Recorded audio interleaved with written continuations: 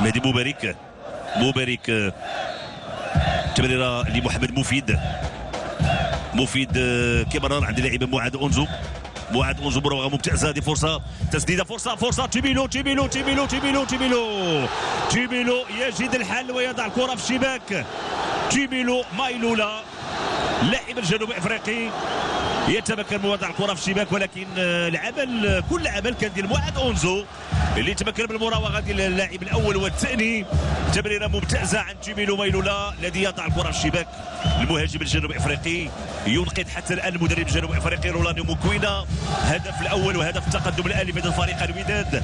تيبيلو مايلولا يجد الحل، فرحه كبيره في مدرجات الملعب البشير بالمحمديه. نتابعوا مره اخرى معاذ أونزو، العمل كبير، مراوغه ثم يسدد. تيبيلو مايلولا يرسل، يضع الكره بطريقه ممتازه في شباك الحارس رشيد غانمي.